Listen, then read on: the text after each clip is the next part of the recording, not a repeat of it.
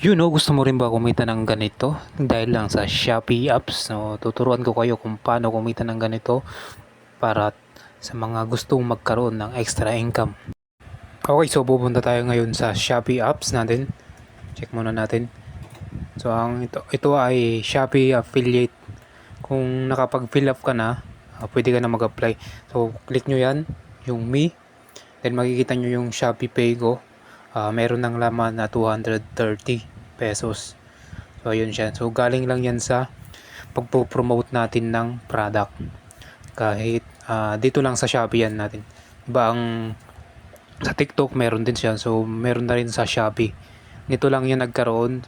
Ngayon lang ako naging active dito dahil hindi nung last year medyo busy tayo dito.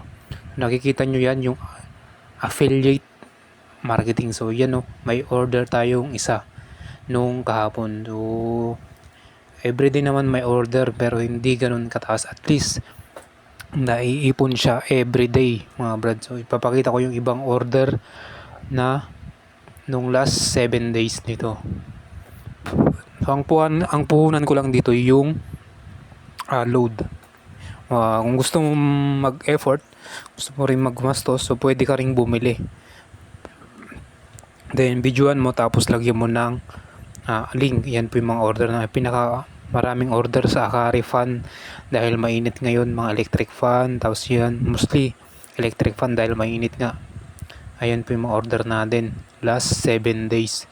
So sa affiliate to ng Shopee, bagong kung wala kang ginagawa o kaya naghanap pa ng extra income, ito ang perfect sa inyo. So no age limit to mga guys.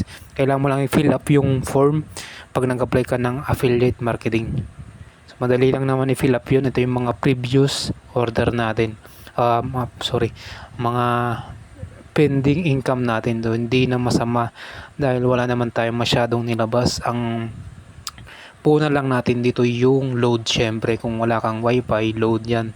And then pag i-edit mo meron naman CapCut, pwede mo nang i-post kung saan pwede yan i-post sa social media, and pwede rin dito sa Shopee video. So dito ako mostly nagpo-post dito sa Shopee video kasi dito mas malakas. Ayan po yung incoming income natin. So February to May, pero nag-start tayo April, kaya April po tayo nag-start, hindi kasi mau-edit ng April. Yan po yung mga incoming. Then meron na rin pumasok. Ayan po yung iba.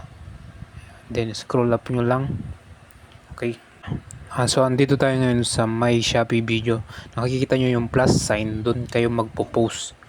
Ayan po yung mga pinost natin na mga video. Yan po na edit natin. So once nyo na na-post dyan, lagyan nyo ng link ng item.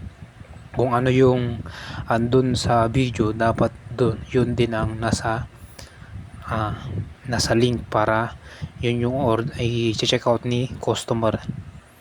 So yun, marami tayong na-post na rin. Tiyagaan lang yan, consistent. Hindi ibig sabihin kasi nang na-post mong isa bibili na sila. So dapat marami kang pinopost. So pwede kang mag-post ng at least 3 times a day. So pwedeng tanghali, hapon, tsaka gabi. Kasi yan yung mga oras na maraming time ang tao. Basta yan yung mga nagagawa ng affiliate marketing. So yan yung pwede mong pagkakitaan pag wala kang ginagawa o kaya naghanap po ng extra income dito kay Shopee. Okay, so may code akong ibibigay o link sa baba para pag fill up nyo may commission kayo agad. So yun lang, and good luck.